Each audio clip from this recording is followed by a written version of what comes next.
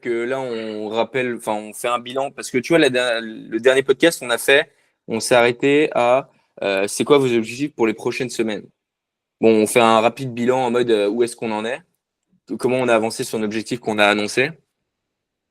Et après, bon, bah, on enchaîne de manière fluide. On peut parler, du coup, comme ce que Marc proposait, des projets entrepreneuriaux ou des boîtes qu'on a découverts ou des gars qu'on a découverts cette semaine, enfin, ces 2 semaines. Ok. Ok. Bon, moi, j'ai rien préparé, hein, mais ok. Bah, personne, je pense. Bon, vas-y. Bah, tu veux que je fasse l'intro du coup? Ouais, fais l'intro. Toi, t'as l'habitude. Le chat, attends. Dégage. Couchez pas, voilà. Ok. Ok, troisième épisode, Marc et Baptiste du broadcast. C'est un plaisir de vous retrouver aujourd'hui. Pour la petite histoire, on est tous frères, bah, vous le savez, mais on est tous du coup dispatchés à des endroits différents. Donc on n'a pas forcément l'habitude de se parler tous les jours. C'est donc aussi pour ça qu'on a fait ce podcast, de se forcer à se donner des nouvelles et puis passer du bon temps ensemble et se stimuler intellectuellement avec les différentes choses qu'on a pu trouver, rencontrer, apprendre pendant ces 15 derniers jours. Du coup, je vous propose de commencer par tout simplement faire un petit débrief par rapport aux objectifs qu'on s'était fixés la dernière fois. Est-ce que c'était un succès? Est-ce que ça a été un chaos? Pourquoi? Où est-ce que vous en êtes aujourd'hui? Baptiste ou Marc, vous pouvez choisir qui commence. Bah, si tu veux, je commence. Déjà, 10 sur 10 sur l'intro. Je valide, je vais prendre des notes. Alors, où est-ce que j'en suis? Eh ben, en fait, moi, cette semaine, beaucoup de choses se sont passées.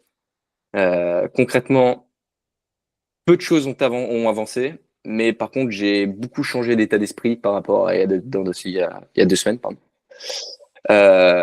Déjà, j'ai plus de clients de ghostwriting.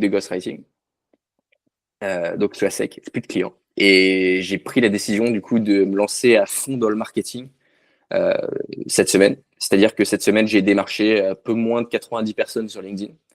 J'ai envoyé des messages à tout le monde. En fait, tous les profils qui pouvaient m'intéresser, je leur ai envoyé. À chaque fois, c'était quasiment le même type de message, changé en fonction du profil et tout. J'ai eu beaucoup de réponses plutôt positives de gars qui me disaient oh, putain, ton accroche, elle est plutôt sympa et tout. Donc, je suis assez fier parce que le message, pour moi, il paraissait assez lambda et j'ai pas tellement réfléchi au moment où je l'écrivais. Précise peut-être pourquoi tu n'as plus de clients, parce que sinon, on peut croire que c'est une question de qualité. Ou, tu vois. Et ouais, bah bien sûr, bah il y a un de mes clients, c'était toi déjà de base. Toi, il se trouve que les posts que j'avais écrits ne correspondent plus du tout à ta ligne en fait actuelle. Tu as complètement changé de projet, Prism, c'est plus du tout ta priorité. Donc ça t'intéresse plus de communiquer par rapport à ça. Et pour l'autre que j'avais, qui lui travaille dans une boîte de, de, de, de développement de logiciels pour en lien avec l'intelligence artificielle. Euh, il se trouve que lui, il avait plus du tout de temps. Il faut savoir que la rédaction de poste, que le ghostwriting, c'est avant tout la collaboration, c'est-à-dire que je suis pas tout seul. Je vais pas juste pondre les posts comme ça. Il y a certains niveaux de validation, c'est-à-dire que d'abord je propose une idée, l'idée il la valide, puis après, dès qu'il la valide, moi je rédige le post, et après il doit la revalider avant de le publier. Et ça demande finalement beaucoup de temps. Euh, il n'avait pas forcément à investir dedans. Et en plus de ça, il s'est rendu compte que c'était très compliqué de demander quelque chose, de faire quelque chose, alors que lui-même n'a jamais pris la peine de le faire. Donc, il était même pas sûr en fait du contenu qu'il voulait que je produise. Et c'est pour ça que pour le moment, on a mis un peu en stand-by. Mais bon, tout ça pour revenir. Ça, attends, je me permets, Ouais. je te coupe une seconde. Tout ça pour dire je pense qu'il y a une belle leçon là-dedans. C'est que je suis assez d'accord justement avec ce que te disait ton ancien client là, c'est que vouloir déléguer quelque chose, donc une tâche sans avoir soi-même fait cette tâche-là avant, c'est difficile, voire impossible, et souvent assez peu recommandé. Même si tu l'as fait mal cette tâche, parce que c'est pas ton sujet, c'est pas ton domaine, tu peux difficilement demander à quelqu'un de la faire à ta place si tu ne sais pas exactement ce dont il en retourne. Bien sûr. Bah, tout ça pour dire que là, je reviens un peu au point de départ avec 1200 abonnés sur LinkedIn, par contre. Ce qui est un plus, parce que du coup, je remarque que les personnes m'acceptent beaucoup plus en relation. C'est-à-dire que là, j'ai accepté des CTO à plus de 5000 abonnés et tout, et j'ai eu aucun problème à leur envoyer des messages. Donc, c'est une certaine crédibilité qui m'est accordée. Donc, j'ai enchaîné les messages. J'ai aussi enchaîné les appels. J'ai fait presque 15 appels là, cette semaine. À chaque fois assez condensé, 20-30 minutes grand maximum. Donc, moi, ma stratégie marketing, c'est toujours la même. C'est d'abord, je propose la rédaction de 3 posts gratuits, sans engagement. C'est-à-dire que s'ils acceptent, je leur envoie, pas de souci. Après, ils décident ou non s'ils choisissent de continuer avec moi. Et donc là, pour le coup, j'ai pas mal de boulot parce que sur la vingtaine, enfin quinzaine, vingtaine d'appels que j'ai dû passer cette semaine, je dois rédiger une trentaine de posts là pour la semaine prochaine. Donc, donc ça carbure bien. Euh, voilà. C'est à peu près tout pour mon activité de ghostwriting. Si, bah, du coup, j'ai eu une autre prise de conscience. J'arrête mon projet d'app mobile de sport. Ah ouais? Ah, c'est une grosse nouvelle, ça. Ouais, ouais. En fait, je me suis rendu compte que, enfin, plusieurs choses m'y ont poussé. La première, c'est que c'est pas ma priorité du moment. Je suis pas sûr que je vais vraiment me former en la faisant parce que c'est un truc vraiment passion et j'ai pas envie de le bâcler. C'est-à-dire que c'est le MVP tel que je le concevais. En fait, j'en doute de plus en plus. Je me dis qu'il n'y a pas un monde où ça marche. L'étude du marché que j'ai faite, finalement, les athlètes autour de moi sont moyens emballés par le concept que j'avais imaginé. Donc, je le laisse en suspens. Ça va être un truc que je vais développer un jour ou l'autre, mais il faut pas que je le fasse maintenant. C'est une mauvaise idée, sachant que si je dois le faire, il faut que je m'investisse à fond dedans et j'ai pas forcément le temps à consacrer là-dedans. J'ai pas envie de multiplier les activités que je fais. Et donc, ma priorité du moment, c'est vraiment me former le plus possible et gagner de l'argent. Parce que je suis convaincu de plus en plus qu'un bon entrepreneur, c'est un gars qui sait faire de l'argent. Et, et voilà, donc j'ai envie de me prouver à moi-même que je suis un bon entrepreneur en, en fait, en faisant de l'argent, tout simplement. Donc, donc là, je me suis associé avec un gars de ma classe. Le gars, gros coup de cœur, il verra sûrement le podcast. Gros coup de cœur amical et même professionnel. Enfin, professionnel, on n'a encore rien réalisé, mais le gars, il regarde un peu dans la même direction que moi. Il est un peu fou, il a des ambitions un peu folles aussi comme moi. Donc là, on travaille sur un projet de SaaS. C'est très ardu, on en a conscience. Et ça, c'est très compliqué, c'est très compétitif et la concurrence est assez rude. Mais je pense que ça va être l'occasion pour nous deux de nous former à fond, déjà sur la tech en elle-même, parce que le projet qu'on a, il va demander euh, pas mal d'aptitudes techniques en info, en scrapping, en analyse de données, etc. Et puis après, l'avantage du SaaS, c'est que tu peux le vendre, quoi. Tu peux aller prospecter, tu peux aller démarcher les clients directement. Et C'est je quoi le pense qu'il y a... SaaS? Le, le thème du SaaS? Alors, alors, pour le moment, on a 2 idées complètement différentes. Et les deux, elles peuvent faire un carton. Le premier, c'est un truc de ghostwriting où tu links avec l'API LinkedIn et ça te renvoie le meilleur post possible avec le call to action à la fin. Tu vois. Vraiment, les meilleurs. En fait, c'est un SaaS qui te dit en fonction de ton profil les posts idéaux que tu dois réaliser et concevoir et qui te programme le tout et qui te les rédige d'ailleurs. Donc, en fait, on a un peu commencé là-dessus. Faut Tu connais entraîner un. Taplio ou pas? Comment? Taplio, tu connais? Tapio? Taplio. Non, non, je connais pas. Mais alors, j'ai regardé, mais alors, il y a Tu beaucoup de vas voir. choses en lien avec LinkedIn. J'ai vu, il y a Ils beaucoup de sont SaaS. à, ils sont à 3-4 millions de ARR. C'est par les mecs qui ont fait Tweet Hunter et c'est Guillaume Moubèche qui les a rachetés Propre, ok. il y a un Et an. ils font de la rédaction de poste? Avec IA maintenant. En fait, eux, de base, leur idée, c'était de dire on va faire de la curation de ce qui existe déjà. C'est-à-dire que Ouais. tu notes ta thématique, tu peux même linker ton profil, et après, il te sort 1 milliard de tweets anglais, bah, c'est surtout anglais aujourd'hui, enfin, tweet ou LinkedIn, donc c'est des posts LinkedIn, qui ont le mieux marché dans ces thématiques-là. Et donc, soit tu peux reprendre, soit tu peux les réécrire avec l'IA. Ou alors, Ok, soit ouais. l'IA peut carrément l'écrire de A à Z. Ouais, bah, c'est pas mal. C'est pas mal, c'est pas mal. J'ai vu plein de trucs dans le même style. Mais en fait, tel que je le conçois, c'est un peu centralisé où il y a tout qui se passe. C'est-à-dire, tu relis directement à l'API de LinkedIn. J'en ai pas vu. En plus, on a trouvé un nom qui est stylé. En plus, le nom de domaine, il est libre. C'est fou. Ça s'appelle, bon, ça se trouve, on va nous voler l'idée, mais bon, voilà, ça s'appelle Post to Lead. Ouais, j'aime bien. C'est sympa hein, comme nom de domaine. Et il est complètement libre. Ça n'existe pas. Bah, Euh, réserve-le dans ce cas-là, si tu y tiens ouais, vraiment. bah écoute, je crois qu'on l'a déjà fait parce qu'il était gratuit. gratuit la première année et après les 2 autres années, ça monte. Mais bon, bref. Et après, on a une autre idée. Du coup, il va falloir qu'on décide vite parce qu'en fait, je me rends compte que de plus en plus que, surtout pour la création de SaaS, faut pas se poser trop de questions. Faut foncer et itérer et essayer d'arriver à un produit abouti le plus vite possible et avoir un retour client aussi le plus vite possible. Et l'autre idée, en fait, mais c'est à beaucoup plus grande échelle, on vise les grandes entreprises, c'est un gestionnaire de cloud. Parce que, en gros, aujourd'hui, l'une des problématiques des grandes entreprises, c'est qu'elles dépensent énormément en cloud, alors plein de trucs qui sont inutiles. Et en gros, le SaaS qu'on aimerait développer, c'est un truc qui permet de dire aux entreprises là où elles perdent de l'argent inutilement. Là, tu t'attaques à un morceau, mon gars, c'est pas un petit sas, hein. Parce que là, tu Exactement. t'attaques à un morceau pour lequel tu as besoin de droits d'accès Exactement, monstrueux, exactement. que les entreprises te laissent accéder à leur cloud, donc leur drive et compagnie. Mais À mon avis, fonce plutôt sur la première idée, hein, si tu veux te faire des sous assez rapidement.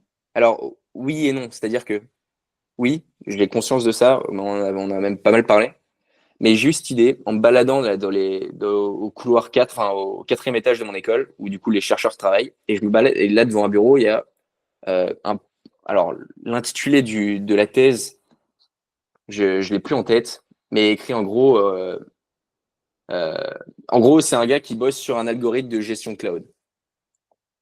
Et, euh, et le gars, je vais voir, et il m'explique des trucs et tout. Et c'est là où l'idée, elle est venue. Et je me suis dit, putain, mais en fait, il y a vraiment un truc à jouer, quoi. Et je me suis renseigné, c'est vraiment une problématique majeure chez les grandes entreprises. Après, bien sûr, si on doit avoir accès à des données ultra confidentielles et tout, c'est compliqué. Mais après, c'est un peu le rôle du marketeur, c'est de convaincre des entreprises de jouer le jeu, quoi. Donc voilà un peu où j'en suis. Comment je peux terminer mon bilan rapide des 2 semaines. Ah si, j'ai une autre prise de conscience rapide. Ça va être très très vite. Je me suis rendu compte que tous ces gars qui promeuvent un style de vie ultra sain sur les réseaux, en fait, ils peuvent le faire parce que ils ont déjà réussi pour la plupart ou ils ont des rentrées d'argent assez conséquents. C'est-à-dire que tous les Antoine Blanco, Yomi et tout, qui ont des styles de vie extrêmement cadrés, avec de la méditation, les douches froides, les séances de sport, avec les repas, diète et tout. Bon, c'est très bien, mais en fait, c'est pas du tout applicable à mon niveau. C'est-à-dire que là où j'en suis, je pense que la meilleure strat, c'est de travailler le plus possible. Et donc là, cette semaine, j'ai dû faire 2 nuits blanches, enfin quasiment 2 nuits blanches, où j'ai dormi genre 2-3 heures, parce que juste je réfléchissais, je me formais sur les trucs et tout. Et puis j'avais aussi pas mal de posts à rédiger. Et je Et complète ça en disant que ces personnes-là n'ont pas d'enfants non plus.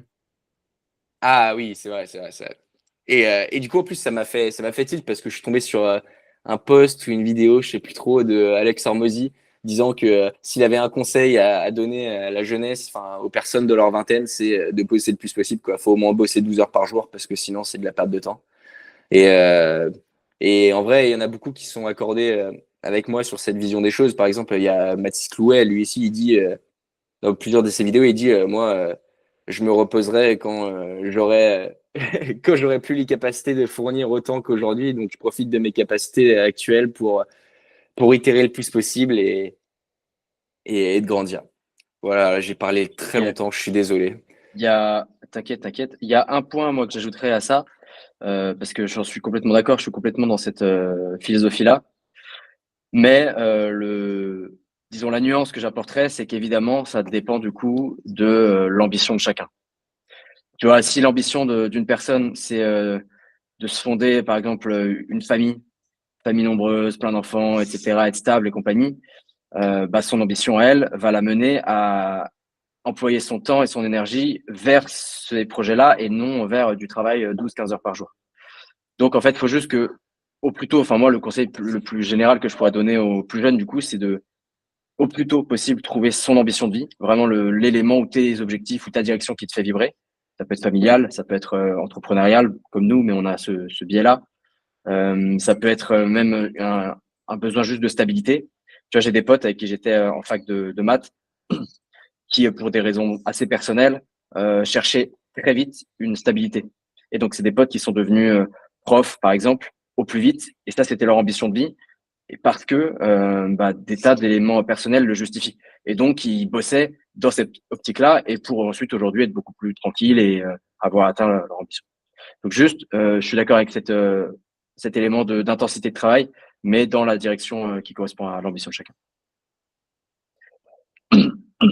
Du coup, je peux prendre le relais. Moi, ce sera beaucoup plus court. Juste avant ça, franchement, félicitations, Baptiste. Parce que avoir le courage de dire stop au projet que tu avais commencé à lancer, je trouve ça vraiment cool. Vraiment cool. Et moi, c'était un peu cette réflexion que j'avais eue avec Greatest et Marc, je pense que tu t'en souviens, lorsque j'avais décidé d'arrêter. L'idée, c'était de dire, il faut de la thune, on n'en fait pas. J'ai des boîtes de dropshipping qui commencent à faire un peu de sous. Je me suis dirigé vers les trucs à cash flow. Et pouvoir te dire, toi, OK, j'accepte de casser quelque chose que je voulais créer parce que c'était vraiment ce vers quoi je voulais partir, mais que les pourcentages de chances que je fasse de la thune avec ça sur le court terme sont réellement minimes. Et donc, je décide d'arrêter ça pour me lancer sur des trucs à cash flow positif. Je trouve que c'est hyper courageux et très mature aussi. En effet, lorsqu'on entreprend, il faut pouvoir faire du cash le plus rapidement possible. Et te diriger vers des business vraiment à cash flow, je trouve que dès le début, c'est une bonne chose. Donc bravo pour ça. Et je trouve que tu as. Je ne sais pas si tu as eu cette prise de conscience-là, mais si tu l'as eu assez rapidement et je trouve ça vraiment cool. En vrai, ma problématique par rapport à l'app, c'était pas tant l'argent. En tout cas, c'était pas la problématique principale. Disons que juste, ça me demandait beaucoup de temps et plus je m'investissais dedans, plus je doutais. J'imagine que c'est extrêmement normal pour quelqu'un de douter sur ses projets, mais là, ça devenait vraiment. J'étais convaincu que ça allait flop. Et je voulais pas parce que c'était vraiment un projet auquel je croyais vraiment. Donc, en fait, j'en suis arrivé rapidement à la conclusion que je l'abordais pas du bon angle et que j'avais besoin de temps pour y réfléchir et que ce temps, je voulais le consacrer à autre chose. Pour le moment, je voulais le consacrer à autre chose parce que c'était pas ma priorité. Et puis, j'ai peut-être trop parlé par rapport à ce projet. J'en ai parlé autour de moi, notamment au Get the Quest et tout. Je leur ai demandé conseil et tout. J'ai parlé aussi, comme je vous ai dit, j'ai contacté beaucoup de personnes pour des partenariats, pour des partenariats parce que je pensais à faire des dotations, etc., etc., etc. Et puis aussi des influenceurs athlètes. Et en fait, au fur et à mesure où je les contactais, je leur pitchais mon projet. À chaque fois que je doutais, à chaque fois j'étais là, je dis, mais en fait, non. Plus j'avance, plus je découvre des apps qui marchent, plus je me forme un peu sur les processus, le framework des apps mobiles et tout. Et là, je me disais, non, je le sens pas du tout. Et je trouvais que c'était dommage pour un truc vraiment passion, quoi. Enfin, en tout cas, de mon point de vue, il fallait vraiment que je sois convaincu que le produit allait marcher. Surtout si je voulais bien le vendre, tu vois. Ok. Voilà. Désolé, Marc, je t'ai coupé du coup. Je peux te reprendre. Non, t'inquiète, très intéressant. Je suis d'accord avec toi. C'est bien d'avoir des prises de conscience assez rapides et d'être capable surtout de les faire suivre d'actions. Donc, top. Et plus tu vas amener à de toute façon avoir ce genre de prise de conscience sur tous les projets que tu vas traverser, plus tu vas comprendre de choses rapidement et plus tu vas progresser. Donc, bravo. Du coup, je disais, moi, ce sera mon récap sera beaucoup plus succinct parce que là, mon focus en ce moment est assez concentré sur une app que je suis en train de terminer, la fameuse app donc avec l'artiste que je suis en train de développer. Je suis en train de la développer d'un point de vue technique. Donc c'est ce qui me prend le plus de temps. En fait, on est quasiment terminé. On est peut-être allé à 97% de la fin. C'est plutôt des configurations de store, de serveur, des optimisations, des finitions. Mais en fait, c'est souvent ce qui est le plus long en fait dans les apps, c'est justement la dernière ligne droite. Donc je suis à fond là-dessus. J'ai eu quelques petites victoires techniques cette semaine sur des trucs qui étaient un peu complexes à implémenter que j'ai pu faire, donc c'était chouette. Et dès que j'avais du temps ou le week-end dernier quand j'étais malade, cette semaine j'ai lu Hooked, donc à lire. C'est un des bouquins un peu des grands classiques, surtout dans le produit consumer, donc dans tous les produits à destination du grand public pour lesquels on souhaite atteindre le Graal, c'est-à-dire entrer dans les habitudes d'utilisation du quotidien des gens. Et comme c'est un grand classique, comme beaucoup de bouquins américains du type, je l'avais remis un peu à plus tard en me disant que bon, finalement, il m'apprendrait pas grand-chose. Et heureusement, je suis content que j'ai eu tort. Je l'ai lu et en fait, c'est un bouquin qui permet de mettre des mots et des concepts sur des éléments que tu peux percevoir à force d'expérience en développement des apps. Donc, ça permet de théoriser certaines choses de manière plus claire. Surtout, c'est un bouquin très pratique parce qu'à la fin de chaque chapitre, bon, d'abord, tu as un résumé du chapitre, donc ce qui est assez chouette. Et puis, tu as aussi concrètement que faire maintenant, et donc une liste de 5-6 questions à te poser très concrètes, à appliquer sur ton produit, le produit que tu es en train de développer, pour te permettre d'aller dans la bonne direction et pour schématiser, pour faire en sorte que ton produit aille directement s'inscrire dans les habitudes de ses utilisateurs. Et en fait, il n'y a pas de secret. Pour ça, il faut que ça résolve ce qu'ils appellent une souffrance ou plutôt une démangeaison psychologique, parfois inconsciente chez l'utilisateur. Parce que là, on est dans du B2C, on n'est pas dans du SaaS, donc dans du B2B, on ne cherche pas à résoudre un vrai problème, le fameux problème dur, donc douloureux, urgent, reconnu, mais on cherche plutôt à déceler des démangeaisons ou des souffrances psychologiques, comme je le disais, parfois inconscientes, et donc à amener un produit plus vitamine que antidouleur, mais qui, avec le temps, deviendra un antidouleur parce que indispensable, parce qu'en fait, on se rend compte que c'est hyper pratique et comment est-ce qu'on faisait avant qu'il y ait cet outil qui existe.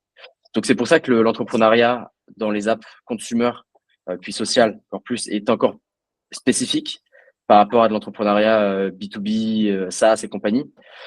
C'est qu'il est plus délicat d'aller dénicher ces petites souffrances, souvent psychologiques et souvent également inconscientes.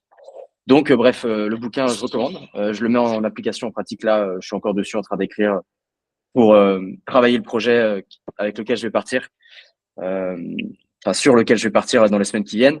J'ai signé cette semaine aussi avec The Quest, donc c'est officiel, c'est carré, on part ensemble. Donc, trop cool. Trop cool, ça va me permettre d'être focalisé à mort à 100% sur le projet, sur la prochaine app qui arrive. Comme je me le disais encore ce matin, c'est cool parce que ça fait 6 ans 7 ans même que je développe des apps, que je code des apps. Donc je fais des apps de qualité, solides, sans faille technique et rapidement. Donc je suis devenu hyper bon là-dedans. Mais en fait, ça m'a pris au moins 3 ans avant de comprendre que ce qui fait le succès d'une app mobile, c'est pas sa technique, mais c'est son acquisition. Et ça m'a pris pas loin de 2 ans supplémentaires pour comprendre que ce qui fait le succès de l'acquisition d'une app, c'est pas son marketing, mais c'est son produit. Et donc, pour la première fois en fait de ma vie entrepreneuriale, je vais pouvoir consacrer 100% de mon énergie mentale au produit et non plus au code. Et donc, je suis assez excité par le projet qui arrive parce qu'en effet, je vais pouvoir me focaliser sur ce qu'on appelle le product design, en gros, donc joindre un produit utile, beau et efficace pour le mettre dans les mains de millions d'utilisateurs. Et donc, l'idée, c'est que je ne retombe pas dans le code qui présente le travers de me défocus par rapport au produit et de me mettre le nez dans le guidon et qui, je pense, m'a beaucoup pénalisé sur les projets précédents. Et dernière nouvelle, mais je peux pas encore en parler officiellement, mais il y a eu une très bonne nouvelle sur le projet avec Philippe Croison et Thierry Garot. Donc, un projet dont je me désengage de la partie opérationnelle technique. Je reste évidemment au board, je reste associé et je reste aussi sur la partie product, donc pour apporter de la vision et des conseils, ainsi de suite. Mais ça fait partie du deal global avec les différentes parties que je m'en désengage d'un point de vue opérationnel pour pouvoir mettre des techs sur la partie technique, mais aussi pour pouvoir, moi, me focaliser à 100% sur les projets qui arrivent.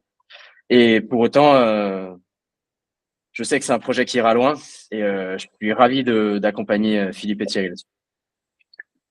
Ouais, c'est fort, hein, félicitations, hein. Surtout le projet VIP, on entend parler depuis assez longtemps et si là, ça peut prendre pas mal d'ampleur, ce serait vraiment chouette. Surtout pour le temps que vous avez investi dedans. Moi, j'aurais une question.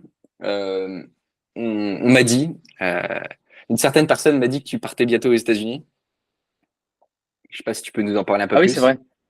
C'est vrai, je voulais pas. Oui, en fait, je voulais pas dire, mais c'est cool. Enfin, c'est bon signe, c'est-à-dire que ça fait partie des bonnes nouvelles, mais qui ont été noyées dans les quelques victoires cette semaine, donc c'est chouette. Donc j'ai oublié de vous en parler. Mais oui, plus ou moins sur un coup de tête, j'ai pris mes billets pour San Francisco Je pars là mi-novembre pendant 25 jours, solo. Il y a plusieurs intérêts, et puis raison à ça, c'est que d'abord là, je suis à Paris et la grisaille parisienne en automne, quel enfer. Donc aller retrouver un lieu un peu ensoleillé, déjà ça change.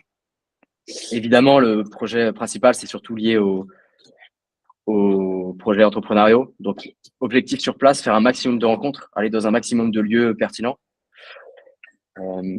Pour les apps mobiles, de toute façon, toutes les apps qu'on utilise au quotidien, là, on est sur Meet, Google, tout vient de la Silicon Valley. Donc, c'est le cœur nucléaire de l'innovation, tant logiciel que matériel. Donc, il faut, je pense que tout entrepreneur tech se doit d'aller y faire un saut.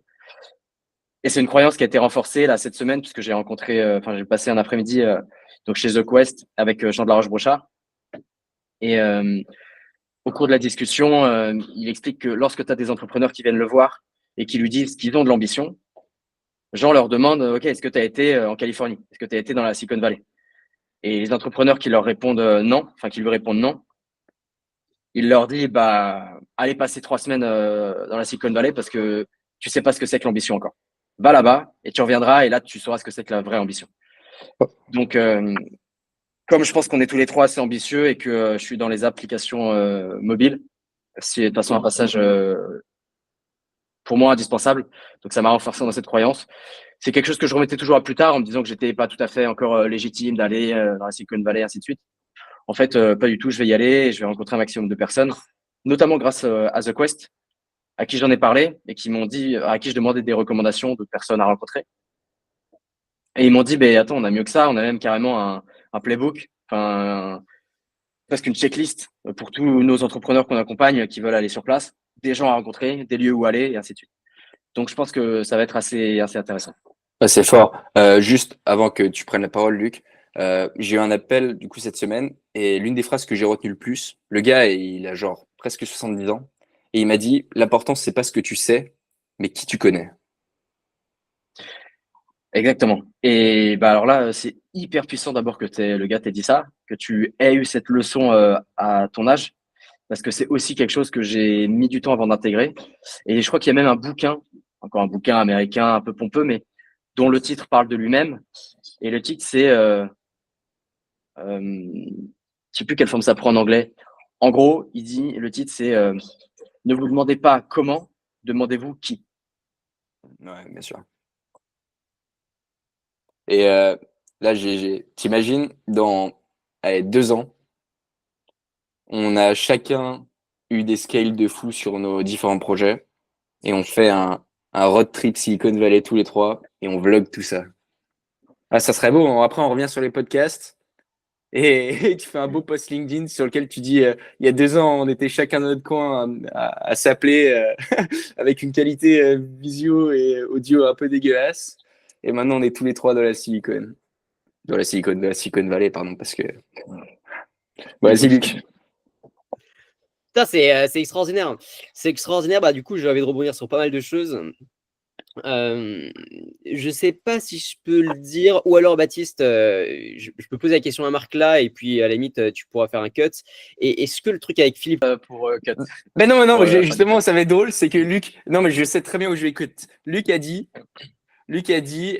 Baptiste, tu pourras cutter. Là, je Ouais. vais cut, et après, je vais reprendre au moment où j'ai dit, oh là là, je vais devoir cut. Mhm. Ça va être drôle. Si tu veux. Bon, allez. Bref, du coup, ouais, pour l'instant, je réponds pas là-dessus et puis vous verrez bien. Mais vas-y, Luc, si tu avais d'autres Ah, points. ok. Bah, en tout cas, putain, trop stylé sur ça. Et hâte aussi de voir ça.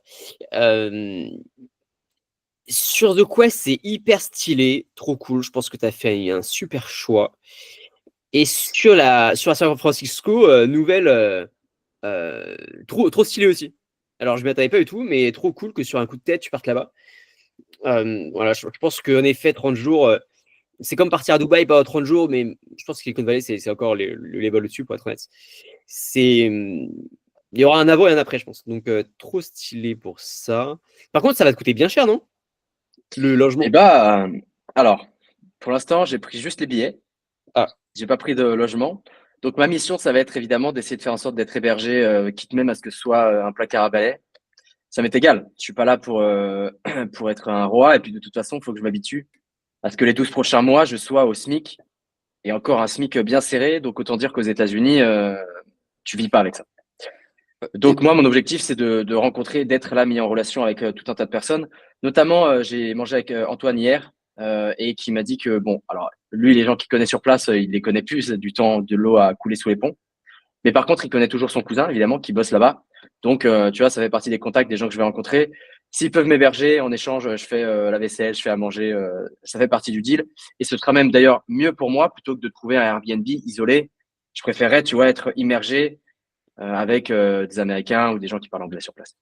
Ouais. Putain, c'est hyper stylé. Mais pour finir, les billets d'avion, tu vois, je m'attendais. C'est la Californie, hein. Donc c'est côte ouest des États-Unis. Moi, j'avais en tête des prix de billets, c'est comme pour aller à Bali, donc c'est à peu près aussi loin, bon, peu ou prou. Et Bali, c'était 1400, 1500, 1700 balles, 1700, tu vois, l'aller-retour. Et là, bah, devinez combien j'en ai eu pour les billets pour San Francisco. 700 €. Aller-retour. Et bah, 550. Mais attends, Bon, c'est après, quoi ce pays? ah, mais c'est Air France. C'est Air France direct, Ok, sans escale. Non, en fait, je pense que l'explication, elle est toute simple. C'est que je pars clairement en période creuse. C'est pas les vacances, c'est pas les fêtes, c'est rien. Donc, c'est sans doute lié à ça. Et puis, je suis flexible sur les dates. Donc, trop cool. Je verrai comment être logé sur place. Mais en tout cas, le trajet est chouette. Va dans la coloc de Erlich Bachmann. Ah, c'est prévu. Franchement, je vais Pour aussi ceux qui faire ont la un peu de ref. tourisme. Bah, évidemment. Et sinon, juste pour rebondir sur la phrase que tu as dit, Baptiste, moi, je suis pas tellement d'accord avec ça. Sur c'est pas ce que tu sais, mais qui tu connais. C'est ce que tu as dit. Ouais, c'est ça. Moi, je trouve que le réseau, c'est surcoté.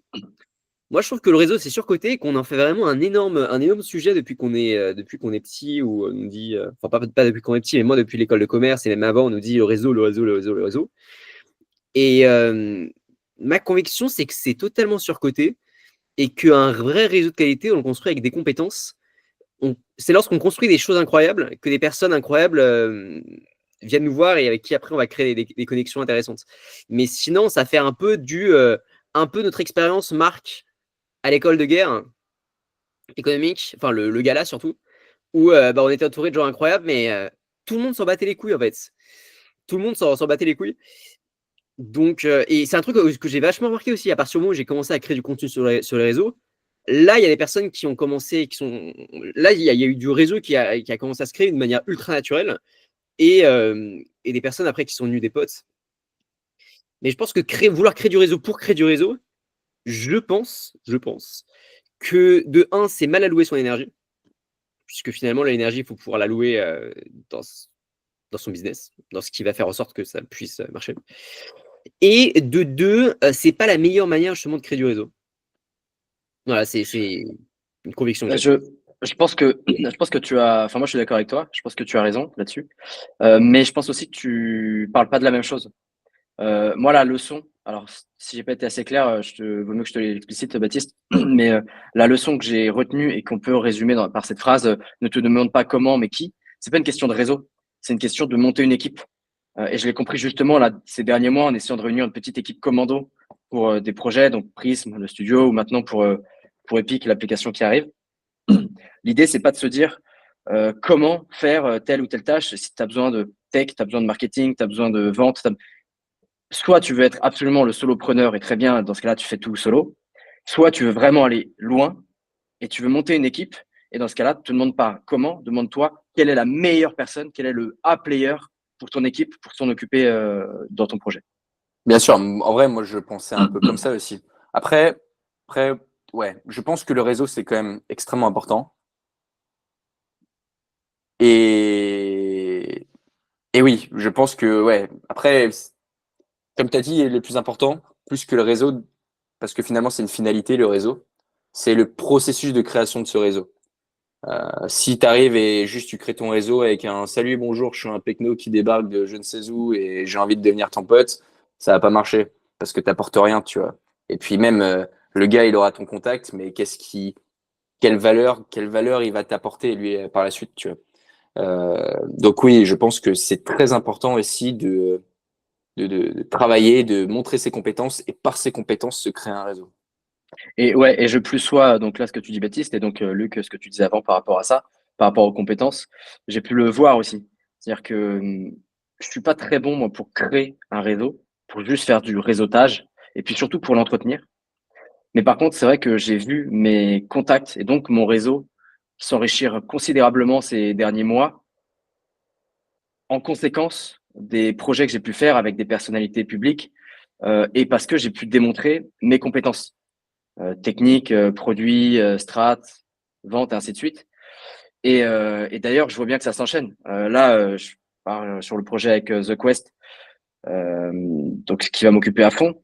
Mais c'est un peu souvent tout arrive en même temps. Et là, j'ai déjà donc Louis, pote Louis avec qui je suis sur l'application là que je finis de développer, qui me dit bah attends, il y a telle personne qui veut te contacter, puis il y a telle autre personne qui a une idée d'app, je t'ai recommandé, et ainsi de suite. Et ça commence déjà à être des gens, tu vois, qui viennent un peu partout. Et encore, c'est rien. Il m'a dit par rapport au, il me dit à partir du moment où l'application, donc avec la personnalité publique, là, l'artiste sera publié, sera sorti. Il me dit, tu vas voir, tu auras plein de demandes d'autres artistes qui vont venir te voir pour faire des choses ensemble. Donc l'idée, c'est que là, je vais pas pouvoir parce que au bout d'un moment, moi, je veux me focaliser. Mais tu vois bien qu'en effet, en faisant tes preuves par l'action et en travaillant avec les personnes de manière consciencieuse, en effet, je pense que l'une des conséquences, c'est ça, c'est un réseau qui s'étiole, enfin qui, au contraire, qui s'enrichit euh, en conséquence logique. Bah Luc, écoute, du coup, toi, t'es t'avais pas grand-chose à annoncer. Moi, je trouve que c'est extra, hein, tout ce que tu nous as dit là. ouais, de Au fou. contraire. Bah, c'est cool, ça me fait plaisir, mais j'ai pas encore tout pu vous partager, mais ça viendra avec les semaines et les mois qui viennent. Attends, par contre, j'ai pas retenu. Tu pars quand aux États-Unis? Mi-novembre. Mi-novembre? Ouais, je pars le 14 et je pars de là-bas le 8 décembre, donc je reviens le 9 ici. Ok, il faudra tellement qu'on fasse un épisode, on tourne un épisode quand tu seras là-bas. Ouais, De ouf. si tu veux. Et le deal du coup avec VIP, est-ce que c'est le même malgré le fait que tu sois plus dans l'opérationnel? Vous avez resté les. Ouais. Ok. Ouais, c'est le même. C'est juste que là, depuis quelques mois, on se rémunérait, nous, avec les sous qu'on avait fait dans la boîte. Et je me rémunérais, moi, je me payais. Bon, c'était plutôt un dédommagement, mais en contrepartie de la partie tech, développement pur. Et ce qui faisait économiser pas mal de sous parce que à la boîte, parce que si on avait dû facturer ça en vrai TJM de freelance, ça aurait coûté 5-6 fois plus cher. Mais donc, c'est pour ça que je l'ai fait parce que bah, je suis associé au projet. Et donc là, moi, mon objectif, en fait, c'est le modèle studio, un peu mobile, enfin app studio, que j'avais toujours mis en place, mais là, qui s'est concrétisé notamment avec VIP. C'est-à-dire que je propulse le lancement initial, on lance la V1 qu'on pivote hyper vite. Donc, on a sorti une quinzaine de mises à jour successives pour améliorer l'application en très peu de temps. Et le but, c'était de la mettre sur une rampe de lancement, de l'emmener là où elle est aujourd'hui, commencer à être sur des rails et de trouver un vrai modèle d'affaires qui soit pérenne, comme c'est en train d'être le cas. Et une fois qu'elle est en position, que je me libère de la partie opérationnelle. En fait, c'est un peu le modèle, ça me fait marrer parce que c'est un peu le modèle The Quest. C'est exactement ce qu'ils font. Ils accompagnent les 12-18 premiers mois pour trouver ton PMF, pour accélérer et pivoter vite et bien. Et une fois que tu as trouvé ce PMF et que c'est bon, tu es parti par exemple en levée de fonds, en seed, ou alors que tu as du MRR suffisant, là, ils te libèrent, dans le sens où ils sont plus après aussi engagés en termes opérationnels et ils t'ont aidé sur la partie de 0 à 1 qui est pour moi la plus complexe. Et donc, c'est un peu ce que je fais avec VIP. Et donc là, c'est bon, je pense que le projet est sur de bonnes rails. Et je serais ravi de continuer à donner mes avis, mes conseils, à accompagner Philippe et Thierry là-dessus. Mais par contre, plus du tout d'opérationnel. Et donc, ça me libère tout le temps opérationnel que j'avais dessus. Ok. Et toi, Luc, quelle mise à jour? Bah, moi, je fais beaucoup de tests. Là, on a pris quelqu'un d'autre dans l'équipe. C'est un des premiers clients qui voulait absolument bosser avec le Sanctuary NBS. D'ailleurs, c'est le mec chez qui je vais dans une semaine. Il m'a très gentiment invité chez lui dans sa maison près de la Suisse. Donc, j'ai hâte de le voir, lui, sa compagne. Et du coup, on fait énormément de tests. on a compris ce qui marchait pas, on a compris ce qui marchait. Enfin, je veux dire, pas de manière globale, mais je veux dire sur notre activité et sur les tunnels qu'on avait mis en place. Et on a essayé d'avoir une approche scientifique, de dire, OK, là, ça bloque, là, ça bloque, là, ça bloque, et on essaie d'optimiser ça, ça, ça. Et ça a bien marché de faire ça. C'est-à-dire qu'on est passé de show up rate. Donc, le show up, c'est le nombre de personnes qui ont pris un appel téléphonique et qui se pointent à l'appel téléphonique, de 40% à 70%. Donc, on arrive sur des c'est normal, quoi. C'est 70, 80, c'est des bons taux de show up rate. On avait des problèmes aussi au niveau de l'opt-in, au niveau des créas et au niveau après du closing. En fait, j'ai une réalisation qui est de dire que en fait, mes closers étaient bons, ils étaient compétents, mais que j'avais pas réussi à bien les driver. Et donc, en gros, le closing avec le Sanctuary NBS, c'est très simple. Ils avaient un appel de closing avec le closer, et après, si jamais les mecs, ils nous faisaient pas confiance et donc ils voulaient quand même tester, ils pouvaient tester gratuitement une session. Mais la problématique de tester gratuitement une session, c'est que de 1, eh bien, ça nique un peu l'engagement des membres qui ont déjà payé parce qu'ils voient les touristes venir et partir dans leur core group, ce qui est nul pour le produit. Pas terrible, du moins. Personne n'a fait une remarque dessus, mais je sentais qu'il pouvait y avoir des blocages. Et de 2, on n'avait aucun vrai levier d'action sur est-ce que les personnes qui venaient tester de la core group test étaient vraiment motivées, allaient vraiment avoir un haut niveau d'énergie, allaient vraiment être très impliquées ou pas. Et donc, on s'est retrouvé avec des core group tests où les personnes sont venues en torse nu et ils marchaient dans leur jardin, quoi. Ce qui était pas terrible, ça, ou alors quelqu'un totalement affalé sur son canapé. Et donc, du coup, pas ouf sur ça. Donc, déjà, d'un point de vue de la conversion au niveau du produit, c'était pas fou. Et aussi au niveau de l'incentive pour les closers, parce que les closers étaient incentivés à nous déléguer le travail, en gros. C'est quoi incentive? Incentiver, c'est récompenser, c'est-à-dire motiver Ok. à. Et en fait, eux, ils étaient motivés à ne pas écloser directement lors de l'appel, mais dire vous en faites pas, core group test, let's go tester. Et du coup, ils nous déléguaient leur truc et en plus, ils prenaient le même taux de closing. Donc, c'était n'importe quoi. Et en plus de ça, voilà, le taux de closing était absolument énorme, totalement délirant. Donc, j'ai eu une grosse remise en question sur ça. J'ai appelé les closers, je leur ai dit que ça allait pas. Et en gros, là, l'idée, c'était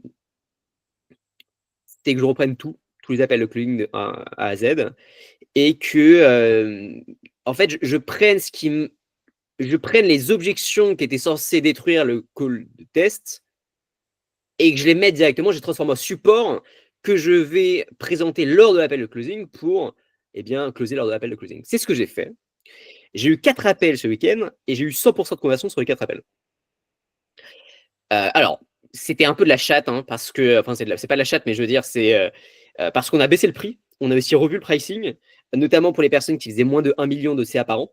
Donc, pour rappel, nous, notre produit, c'est très simple. On crée des groupes de pairs sur mesure pour les personnes qui veulent briser leur isolement professionnel et accélérer leur activité. Donc, le but, voilà, c'est vous avez besoin d'être avec avec un Chinois, un Russe, un Américain qui sont dans les apps mobiles qui font entre 15 000 et 20 000 euros par mois. On vous met avec eux. C'est un petit groupe. Et le but, c'est que tous les 15 jours, vous avez un appel, vous faites un point sur votre avancée, sur vos objectifs. Et après, vous parlez d'une problématique auquel vous êtes confronté et vous avez 4 autres personnes qui ont leur cerveau actif pour résoudre votre problématique. Donc, c'est trop cool. En gros, c'est ça, la promesse. Et puis après, si vous voulez changer de core group, il n'y a pas de souci, on vous change de core group, tout ça de manière automatisée. Il n'y a pas de problème. Et du coup, on s'est dit, OK, pour les personnes qui. En ce moment, on teste des pricing différents. On sait à partir de quoi on est bien rentable. On avait besoin d'avoir toute chose, si on prenait en compte le coût d'acquisition, si on prenait en compte les médiateurs, parce qu'on a des médiateurs qui encadrent les discussions. Et du coup, on a aussi le taux de closing qui était hier ahurissant et aujourd'hui, on l'a bien diminué. Et donc, si on prend en compte tout ça, voilà, il fallait que je trouve un prix qui soit à la fois qui nous permette en front d'avoir plus de 50-60% de marge, indispensable après, en front année 1, puisque c'est un abonnement, tout en proposant un pricing que les personnes puissent facilement renouveler d'année en année et qui soit juste faire avec leur niveau de revenu actuel. Donc là, on teste des choses. Donc c'est pour ça que je disais c'est un peu cheaté l'histoire du 100% de closing parce que voilà, c'est comme si Amazon fait une réduction demain. Bon, bah, c'est beaucoup plus simple de closer à partir du moment où tu sais qu'il y a une réduction, tu achètes plus facilement, quoi. Bon, bah, en gros, c'est un peu ce qu'on a fait là, enfin, ce que j'ai fait là. Même si c'est sur des montants qui, c'est pas donné non plus, mais voilà, c'est 100% de closing, mais avec ce biais que toutes les personnes que j'ai rappelées en gros, c'est les personnes qui devaient faire un core group test la semaine prochaine. Je leur ai dit non, non, les mecs, finalement, il n'y a pas de core group test. Mais c'est les personnes à qui on a dit bah, c'est X milliers d'euros au lieu de X milliers d'euros. Et donc voilà, c'est bon, ça vaut ce que ça vaut. J'attends de voir la semaine pro, on a pas mal d'appels des personnes que j'ai jamais eues. Donc on verra bien si cette méthode marche. Je suis en train de bosser sur tous les nouveaux supports de closing. Dans tous les cas, maintenant, je vais avoir une approche scientifique et il faut qu'on puisse augmenter ça. Donc, très cool. On a plein de nouveaux entrants. On a aussi des personnes qui sont très atypiques. Là, on a une personne, son business, il a créé il y a 1 an. C'est sa première année d'activité. Il a créé une usine de fabrication de fromage en Arménie. Donc, je trouve ça trop cool. Et le mec veut utiliser le marketing digital pour promouvoir son truc. Et donc, c'est des problématiques qui sont passionnantes sur. Là, il veut ouvrir le marché russe. Il veut pouvoir ouvrir bien plus le marché français. Donc très cool. On a aussi un magicien qui fait du B2B en entreprise et il est à presque 100 000 euros par an de CA. Donc très cool d'avoir ce type de profil-là. On a des agences aussi et les consultants B2B qui nous ont rejoints du coup cette semaine. Donc voilà pour ça. Et aussi, grosse claque que je me suis pris. J'ai un très bon ami avec qui, un ancien associé d'ailleurs, qui j'ai eu un appel avec lui récemment, puisque j'avais besoin d'avoir une review globale sur mon tunnel. Et le mec est passé de 0 à 200 000 euros de chiffre d'affaires mensuel, avec 80% de marge, en l'espace de 11 semaines. Et en gros, son produit, qu'est-ce que c'est? C'est de l'infoproduit e-com en Algérie. Et ce que je trouve absolument fascinant, c'est qu'il y a 8 mois, il ne connaissait pas les tunnels de vente. Je lui ai montré ce que c'était les tunnels de vente. Et il a passé, comme un autiste, des semaines à apprendre, des semaines à implémenter, des semaines à tester. Et en 11 semaines, ça a absolument décollé. Là, ils sont plus de 100 dans la boîte. Donc, c'est des Algériens. Ils bossent avec des Algériens. Donc, le taux de marge est très intéressant, puisque là-bas, je crois que le SMIC est très faible. Je crois que c'est 200 euros par mois le SMIC. Je crois, hein, d'après ce qu'il m'a dit. Donc, ça lui permet de faire beaucoup de marge. Et là, il se dit, bah, il aurait pu monter au 1 million par mois, sauf que son associé, qui est algérien, a commencé à dire, bah, non, je peux pas parce que je commence à être trop visible en Algérie. Et là-bas, si tu es trop visible, tu peux. Voilà, c'est mauvais d'un point de vue même au niveau des pouvoirs publics ou alors au niveau des citoyens qui peuvent commencer à menacer ta famille, ce genre de choses. Ça commence à devenir mauvais. Et donc, le mec, il voulait faire un peu de profil bas et donc ne pas pousser davantage. Et donc, mon pote était un peu frustré de la situation, mais ça va surtout lui permettre de dupliquer ce qu'il a fait qui a marché ailleurs. Et d'ailleurs, il imagine bien partir aussi dans la Silicon Valley pour construire de la tech, de la techno, et rencontrer de nouvelles personnes. Donc, grosse claque aussi à ce niveau-là. Absolument fascinant, hyper inspirant ce qu'il a réussi à faire. Et d'ailleurs, c'est lui qui m'a permis d'avoir quelques réalisations sur ce qui n'allait pas dans ce que je mettais en place. Et voilà. Et sinon, bah, je vous ai dit qu'on a onboardé une nouvelle personne dans l'équipe qui fait un travail qui est trop cool. Ça nous a permis aujourd'hui d'avoir des coups par lead qui sont vraiment faits par rapport à ce qu'on avait avant, des coups par appel aussi. Et puis surtout, c'est une personne qui est très douée, voilà. Et je pense qu'il y a rien de mieux que de recruter quelqu'un qui a été client et qui est client d'ailleurs, parce qu'il connaît le produit de l'intérieur, il sait pourquoi il l'a acheté. Et en plus, s'il est doué de base, c'est trop cool. Donc voilà, en conclusion, je dirais que c'est pas d'énormes nouvelles à annoncer finalement, puisqu'on est encore en phase de testing énorme. On est encore en phase où on crame de la thune. On n'est pas en phase où on est serein, on n'est même pas très serein. Enfin, je ne suis pas très serein, puisque les marges ont été énormément. Là, pour vous expliquer, en septembre, pour la première fois, j'ai perdu de la thune. Je crois que j'ai perdu 100 euros. Bon, c'est pas grand chose de perdre 100 euros, tu vois, mais c'est la première fois que ça m'arrive. Donc, les taux de marge, enfin les marges étaient négatives. Donc, mais au moins, ça permet d'avoir ça permet de se prendre quelques baffes et de se dire, bon, ok, il y a des choses qui ne vont pas, qu'est-ce qui ne va pas? Et du coup, notamment au niveau des closers, ça n'allait pas du tout. Donc ça, on a changé radicalement. Au niveau du closing, ça n'allait pas du tout. Au niveau des core group tests, ça n'allait pas du tout. Au niveau de l'opt-in, ça n'allait pas. Enfin bref, ça nous a permis de voir tout ce qui n'allait pas du tout et d'accélérer la cadence. Donc voilà, on n'est pas serein, mais je suis content de ce qui s'est débloqué cette dernière semaine. Je trouve que beaucoup de choses se sont débloquées, donc on va voir comment ça va avancer. Moi, je vais faire bref, mais il y a beaucoup de choses sur lesquelles j'aimerais revenir. Déjà, pour être sûr, qu'est-ce que c'est vraiment l'infoproduit? Enfin, qu'est-ce qu'il proposait ton pote en Algérie? En gros, c'est du Yomi Denzel en Algérie. En gros, c'est apprends à lancer ton e-commerce et à devenir libre grâce à l'e-commerce. Ouais, en plus, je pense le marché africain, il y a vraiment énormément à faire là-bas. Ok, cool. En vrai, moi, c'est ce processus un peu de remise en question, de essayer d'analyser ce qui marche pas et tout, qui me hype le plus dans un projet. Bon, en l'occurrence, moi, j'en suis pas encore à ce stade-là parce que j'ai rien fait, mais mais c'est vraiment ce que je recherche en fait dans l'entrepreneuriat, quoi. Ce moment où tu analyses ce que tu fais concrètement et avec les data que tu as, tu essayes de mettre en place une vraie stratégie, un vrai plan et tu es tout le temps en remise en question et tu essayes en fait de faire d'opter pour la meilleure stratégie pour gagner, quoi. Et c'est vraiment le truc qui me hype le plus, quoi. Plus que la conception d'un produit tech, plus que le marketing pur, etc., etc., etc. Ouais, Et c'est comprendre d'ailleurs, les. pardon, ouais. Pour rapidement, c'était en gros ce qui t'intéresse, c'est comprendre les rouages sur le mécanisme, comment tout se met en place. Bah, bien sûr, ouais, exact. Ok. Pardon, Luc. Et d'ailleurs, un enseignement que j'ai eu aussi, c'est que en fait, vos clients se foutent de vous. Ils en ont rien à faire de vous. Vos clients, c'est peut-être un truc que vous savez déjà, mais moi, je mets du temps à le comprendre, c'est vos clients, ils ont payé pour un produit. Ils ont pas payé pour vous faire plaisir. Et donc, du coup, ça permet déjà de relativiser vachement sur si quelqu'un n'est pas content, il n'y a pas de souci. Et puis surtout, ça vous permet de remettre en question. Et certaines fois, on peut avoir des vagues émotionnelles où on a l'impression, on ne sait pas pourquoi, mais on a l'impression que les personnes ne sont pas contentes de ce genre de choses. Et donc, toujours revenir à la réalité, poser des questions aux clients, demander ce qu'ils en pensent. Et en fait, moi, je me rends compte que tout le monde est très content, quoi. Tout le monde est très content. Là, j'ai envoyé un questionnaire qui est grand, enfin, un gros questionnaire, où je demandais de manière très cash et tout ce qu'ils en pensaient, notamment aux plus gros membres. Et voilà, aujourd'hui, là, on a une moyenne de satisfaction, on est à 8,5, ce qui est trop cool.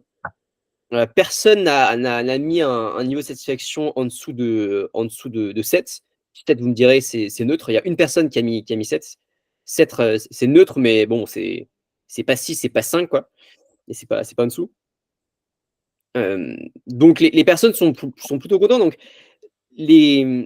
voilà, toujours, surtout lorsqu'on a des hypothèses, des suppositions, toujours essayer de les pondérer par rapport à la réalité, quoi. C'est-à-dire, OK, d'où est-ce que c'est? Est-ce que c'est une impression personnelle? Est-ce que c'est parce qu'on a envoyé un message et qu'on n'a pas eu de réponse, donc du coup, on le prend personnellement? Est-ce que bah non, en fait, c'est de manière concrète, est-ce que les gens, aiment ou est-ce que les gens n'aiment pas? Et aussi les personnes, se foutent de vous, encore une fois. Ils se foutent de vous et ils s'intéressent surtout à est-ce que le produit apporte de la valeur ou pas? Donc prendre du recul par rapport à ce qu'on crée, on n'est pas dans du personal branding, là. Prendre du recul par rapport à ce qu'on crée, je trouve ça hyper sain parce que, tant de manière positive ou négative, ça permet de pas déprimer si, tout le monde n'est pas content, quoi. Hem Et ça permet de changer de focus, de dire: «OK, concrètement, les gens se foutent de moi, les gens s'intéressent qu'au produit. Comment est-ce que je peux améliorer le produit?» Tu vois? Alors ça peut paraître débile, mais en tout cas, le fait de prendre du recul et de la perspective par rapport à ça, je trouve ça sain, mentalement. Ouais, c'est hyper important. Je pense que tu as raison. Mais c'est là que tu vois quand même le monde qu'il y a entre le B2B et le B2C en termes d'entrepreneuriat. C'est assez monstrueux. Encore que même dans le B2C, c'est aussi ce qui est important, c'est ton produit. Mais les gens se fichent encore plus de qui est derrière. Mais ouais, c'est bien de faire le distinguo et de savoir que les gens qui se plaignent même de ton produit, ils se plaignent pas de toi. Je pense que c'est important. Surtout parce que toi, en plus, c'est un business. un peu particulier où tu es quand même très proche des clients, de l'humain. C'est pas un SaaS. En tout cas, pas encore. Ouais, 100%. Vous êtes combien là dans l'équipe? Puisque tu dis on, etc. Là maintenant, vous êtes combien à bosser dans NBS? Bah, vu que les closers sont plus là, on est 3 à bosser full time. Ok, solide. Dont le tech sur la partie tech, Ouais. sur l'outil. Ouais. Okay. Et ça se présente comment l'avancée de l'outil? Bah, très stylé. Très stylé. Je pensais qu'on allait pouvoir onboarder les premières personnes et essayer un premier core group cette semaine. Mais en fait, je me suis rendu compte que la tech, en fait, initialement, faut qu'elle soit invisible. C'est-à-dire que les personnes, aucun de mes clients, et d'ailleurs, ça, c'est un truc hyper important aussi, aucun de mes clients n'a demandé une tech. Par contre, certains clients font des remarques sur. Honnêtement, non, personne ne fait des remarques, mais généralement, ce qui peut revenir, c'est c'est un peu long. Ou lorsque ça dure 1h45, 2 heures, au bout d'un moment, ton temps d'attention, il est cramé, quoi. Je parle des stand-up, des sessions. Au niveau également de. Donc, l'idée de la tech aujourd'hui, ça va être d'améliorer l'expérience existante. C'est-à-dire améliorer les sessions. Ils vont tous avoir, du coup, ça va être sur une plateforme spécifique, toutes les sessions stand-up. Il y aura le temps qui va défiler au-dessus d'eux, pour chaque personne, comme ça ils vont savoir à peu près où est-ce qu'ils vont être et leur taux de parole. Il y aura également la possibilité de générer automatiquement les rapports individuels, sans que moi ça me prenne trop de temps, donc ça optimise aussi mon expérience à moi. Et aussi, il y aura de l'accountability, c'est-à-dire que sous chaque appel, il y aura une fiche récapitulative de chaque personne qui participe à l'appel, avec qui ils sont, mais surtout quels étaient les anciens objectifs et quels sont aujourd'hui les objectifs qui s'étaient donnés. Histoire qu'ils puissent beaucoup plus faire attention aux objectifs qui se donnent lors de l'appel, parce qu'ils savent que lors de l'appel suivant, tout le monde verra les objectifs qui se sont donnés et du coup, ils vont être encore plus motivés à répondre à ça. Donc, on voulait améliorer l'expérience de l'appel et on voulait aussi améliorer l'expérience de l'après-appel, de l'utilité de l'appel. Et donc, c'est pour ça que du coup, sur la plateforme, donc on va générer les rapports de manière individuelle, rapports individuels de manière automatisée. Bam, moi, j'aurais plus à faire le lien entre ça. Et puis surtout, ils vont avoir un dashboard avec l'évolution de leur objectif. Est-ce qu'ils ont atteint l'objectif ou pas? Et à chaque fois, en fonction du temps, est-ce que il y a 2 semaines, ils étaient à 40% des objectifs atteints. Aujourd'hui, ils sont à 100%, hier 70%. Et à chaque fois, ils vont voir les objectifs de la durée. Donc, tu pourras avoir sur un an tous les objectifs par lesquels tu es passé. Et également, on traque toutes les problématiques qu'ils ont eues, tous les conseils qu'on leur a obtenus, et ensuite, tous les objectifs qu'ils ont atteints. Et du coup, ça permet aussi de renforcer l'idée de l'utilité des sessions aussi. Ok, je suis arrivé avec 40 problématiques, j'ai eu 150 conseils et j'ai atteint 30 objectifs. Ouais. Donc la V0, le but de la V0, c'est qu'elle soit un peu invisible et juste d'améliorer l'expérience existante, quoi. Après, le but de la V1 qui va sortir d'ici quelques mois, je pense, ça va être de permettre justement le fait de fluidifier les groupes de manière hyper. Il faut que ce soit le plus liquide possible. Ok, j'ai envie d'être avec je mets mon filtre, je veux faire une seule session par mois, par exemple. Hop, j'ai un matching qui se met en place, j'accepte, ok, je suis avec mon groupe sur mesure. Et donc ça va permettre, je pense, d'améliorer l'expérience au sens où les personnes vont avoir l'impression de pouvoir faire leurs courses, des profils qu'ils veulent rencontrer et qui veulent évoluer. Je trouve ça extra. Et puis nous, ça va aussi nous permettre de pouvoir accueillir beaucoup plus de membres tous les jours. Parce que on se rend vite compte, là, on a 5, on va devoir ouvrir un 6e core group cette semaine. À chaque fois, c'est une logistique de dingue. Dingue sur OK, avec qui on matche qui. OK, il nous faut un nouveau groupe de pairs. OK, il nous faut un nouveau médiateur qui se libère. OK, et donc, du coup, ça devient très compliqué aussi à gérer, nous, d'un point de vue de logistique. Et quand justement il y a un nouveau core group qui doit se créer parce que des nouveaux clients arrivent dans le sanctuaire, est-ce qu'il n'y a justement pas cette problématique de te dire, il faut que je retire une personne de tel core group, une autre de tel autre core group pour finalement constituer le nouveau groupe? Non, pas vraiment. C'est-à-dire que soit ils viennent sur un groupe où ils sont pas encore 5, et les groupes vont se limiter à 5 plus le médiateur. Donc soit ils viennent dans un groupe où voilà, soit on casse le groupe à 2. En gros, c'est-à-dire qu'en fonction de leur pool de niveau, c'est ça. Et là, le but, justement, c'est d'atteindre une taille critique d'un point de vue utilisateur, histoire de vraiment pouvoir ne plus être dans cette logique, donc casse le groupe en deux, mais d'être dans cette logique de on a une taille suffisamment grande pour que vous puissiez réellement vous mettre avec qui vous souhaitez. Vous êtes dans l'infoproduit et vous en avez marre de cet écosystème, vous avez besoin de découvrir d'autres personnes et vous voulez être avec un mec dans les médias, un mec dans un SaaS, un cadre de grosse boîte tech, par exemple, un gros cadre de Facebook France, par exemple, tu vois. Et un mec dans les agences, bah, vous pouvez, bam, à condition que ce soit à peu près le même type de pool de niveau, le truc. Le but, c'est vraiment de permettre ça. Et aussi, c'est la logique de testing aussi sur le prix. Et aussi dans cette, c'est aussi dans cette logique-là qu'on a fait ça, c'est-à-dire que selon nous, notre vraie valeur ajoutée aujourd'hui, c'est de permettre à des personnes de rencontrer des pairs qu'ils n'auraient jamais pu rencontrer autrement et de créer un lien profond avec eux parce qu'ils vont avoir un appel tous les 15 jours et qu'ils vont s'ouvrir avec eux. Et donc, pour faire en sorte d'épouser plus ça, il faut avoir une taille critique en termes de membres. Comme ça, les personnes ils vont vraiment pouvoir être avec qui ils souhaitent. Là, ils peuvent actuellement, mais on est obligé de faire du rafistolage de partout, essayer de mettre une personne là, une personne là. Donc, c'est plus compliqué. Ok, bah franchement, très cool. Parce qu'en effet, à partir du moment où tu vas avoir une masse critique, donc je pense à là du coup, si vous ouvrez un 6e core group, c'est que vous êtes entre 25 et 30. Ouais, c'est ça. Donc tu vois, je pense qu'à partir du moment où vous serez une centaine, bon déjà c'est bon, tu auras passé une étape. Je pense que 100 personnes, c'est déjà puissant. Moi j'aimerais bien qu'on atteigne vite les 1000 nouvelles personnes tous les mois. Ok, ah c'est ton objectif, 1000 personnes en plus chaque mois. Ouais. Donc ça fait 33 par jour et donc ça fait à peu près une centaine de calls par jour. Ouais, donc il faut que tu mettes en place des process pour déléguer à mort chaque étape. Ouais, Et c'est ça.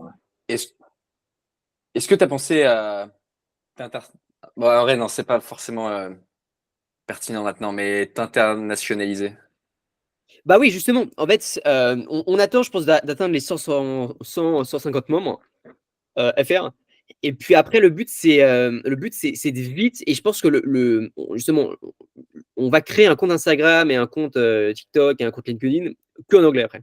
Et en fait, pourquoi s'internationaliser? C'est surtout parce que je trouve ça trop stylé de pouvoir proposer aux membres de rencontrer justement des profils similaires, mais à l'étranger. Puisque en fait, les manières de réfléchir sont différentes, les logiques vont être différentes, l'état d'esprit, les paradigmes sont différents. Et donc, et je pense qu'en termes de richesse de rencontres, c'est des personnes qu'ils auraient jamais, pour le coup, ça va être des personnes qu'ils n'auraient jamais pu rencontrer autrement. Donc, en termes de richesse de rencontres, richesse d'idées aussi qu'ils vont obtenir, je pense que ça peut apporter un énorme plus pour eux, pour ces personnes-là. Et d'autant plus qu'avec la plateforme que tu développes en ce moment, tu pourras inclure à ce moment-là des sortes de fonctionnalités de traduction pour que même des membres qui, en temps normal, ne peuvent pas forcément parler anglais, ne peuvent pas en comprendre, aient des facilités et puissent parler à n'importe qui à un moment T. Alors là, ça va être un peu peut-être ça va être un peu plus complexe de faire ça en live dans les sessions de stand-up, mais Ouais. Tu as des mais traducteurs un peu en temps réel, tu vois, à l'écrit. dans tous les cas, en fait, on va laisser vraiment le choix au moment de quel type de langue, enfin quelle langue, quoi, tout simplement. Mais ouais, je pense vraiment, au-delà du fait qu'à mon avis, le marché anglophone après va être beaucoup plus simple, beaucoup plus accessible. Au-delà de ça, je pense que permettre, en termes d'amélioration d'expérience dans le produit, justement d'ouvrir les portes à des personnes qui sont pas du tout françaises, je pense que ça peut être vraiment, vraiment cool pour les membres actuels. Vraiment, vraiment. Moi, j'avais une question, si c'est possible, Vas-y. parce que c'est une idée que j'avais eue. Tu parlais du coup d'un outil intégré à ta plateforme qui permet de simplifier les récaps des réunions. Ouais. Ça n'existe pas déjà ce genre d'outil? Parce que je sais, pour le coup, là j'ai commencé à poser des questions et tout, parce que je voulais créer un SaaS justement qui permette de faire des récaps des réunions pour les entreprises. Mais enfin, j'ai l'impression qu'il y en a déjà beaucoup des produits existants dans le style. En fait, il y en a beaucoup, mais nous, ce qu'on a fait, c'est qu'en fait, on voulait un récap qui suit un format ultra spécifique, avec un design très spécifique. Et on n'a pas trouvé ça.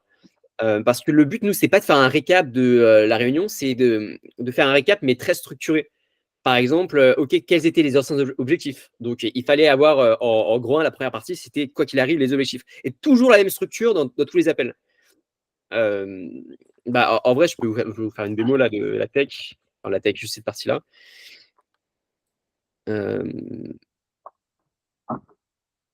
Bon, c'est vraiment une V0. Hein.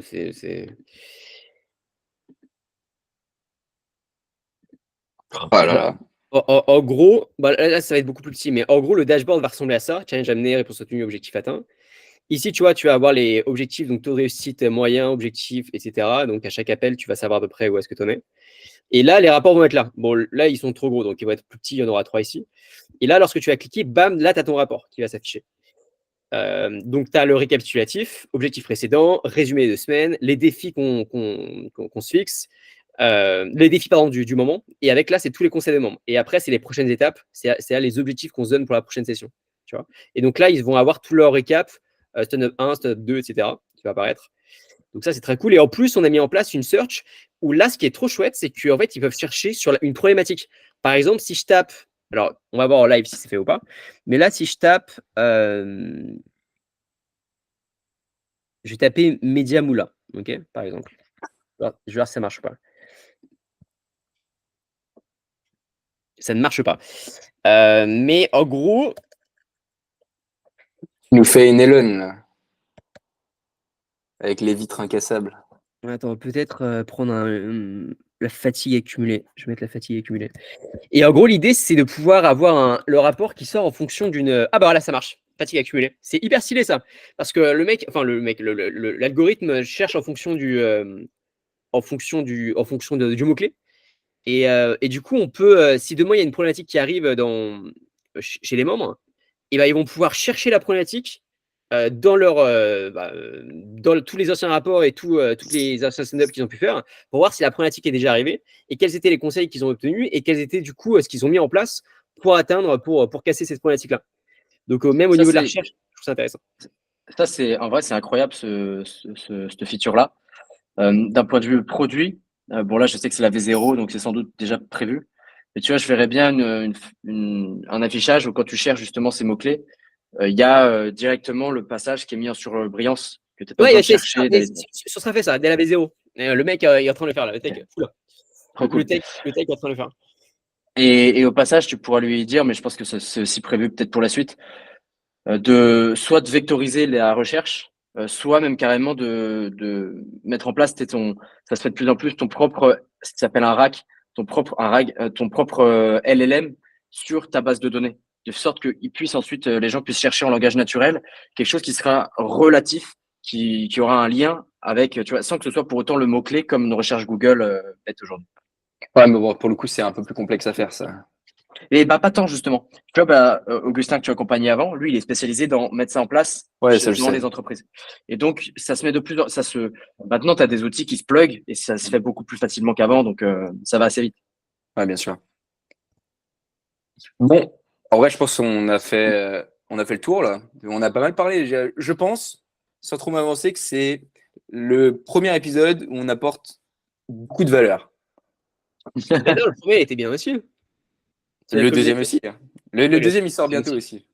Enfin, d'ailleurs, je crois qu'il est déjà sorti au moment où on parle. Donc, en vrai, pour terminer, pour clôturer ça, en bref, même si ça s'intuite assez facilement au vu de ce qu'on a dit, quelques mots pour dire vos objectifs pour les 2 prochaines semaines. Vas-y, Luc, comme toi, juste avant, c'était ton sujet, comme ça enchaîne. Bah, moi, j'ai envie, là, du coup, cette semaine, c'est les stand-up. J'ai déjà délégué une bonne partie des stand-up, donc là, j'ai envie d'en faire 1 ou 2 max cette semaine, puisque sinon, ça me crame mon cerveau. Généralement, lorsque je fais 5-6 stand-up dans une semaine, je peux plus rien faire dans la semaine, ça me crame totalement.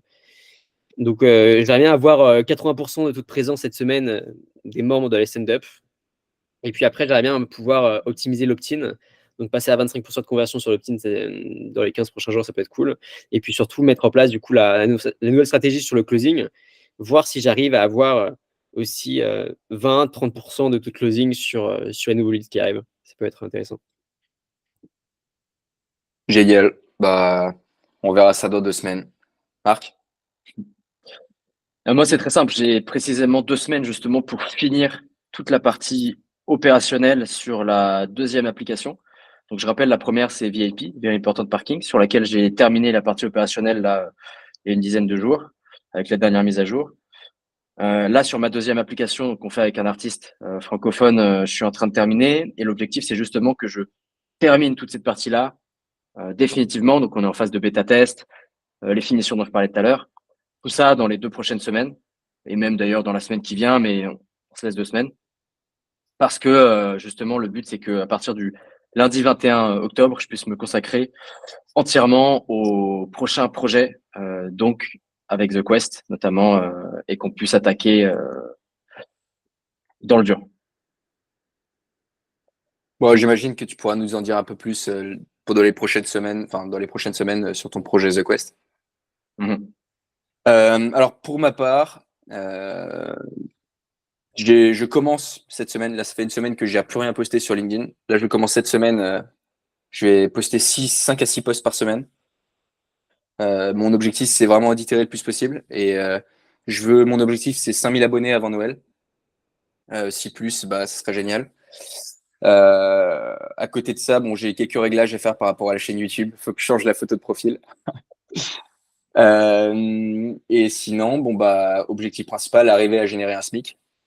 Si à la fin du mois d'octobre, je me suis fait plus de 1000 balles, et bah, au moins j'aurais fait un bilan sur moi-même et je me serais prouvé que je suis capable de vendre. Et au moins j'aurais la preuve que même si plus tard mes projets ne se concrétisent pas, je peux vivre. Tu vois, je peux me générer de l'argent sur Internet, en ligne et tout, et je suis amplement capable de le faire. Et Très puis, cool. Et pour atteindre un SMIC, du coup, à la fin du mois, il te faut combien de clients? bah alors, déjà, je mets pas le même tarif pour mes clients. En fonction de ma cible, j'adapte mon tarif. Mhm. C'est peut-être pas une très bonne strat, mais tu vois, je me sens pas de demander 300 balles à un freelance.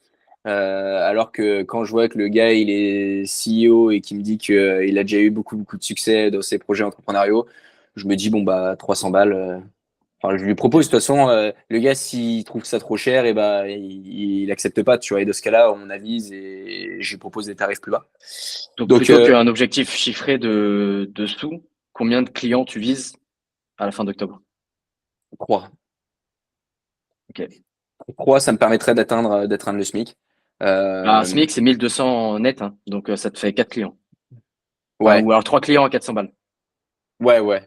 Ok, ouais. En fait, moi, quand je dis SMIC dans ma tête, enfin, je pensais pas à 1002, tu vois. C'était plus la barre symbolique des 1000 balles. Ok. Après, ouais, bah, en vrai, 3-4, en plus, je pense que c'est tenable sur le long terme. Et puis, à côté, bon, bah, le développement de mon SaaS. Je pense que le principal, c'est de sortir un produit le plus vite possible. Et à partir de là, essayer de le vendre. Et s'il est vendu, après, demander aux clients et aux utilisateurs ce qu'ils en pensent. Et là, adapter le produit. Donc voilà. Et à côté de ça, j'ai toujours mes études. Et il faut pas que je prenne du retard parce qu'on a beaucoup de projets à rendre. Donc voilà, faut quand même que je m'investisse un petit peu. Très clair. Bah, écoutez, les gars, Super bravo. épisode. À dans 2 semaines. Et bonne chance pour la suite, les gars.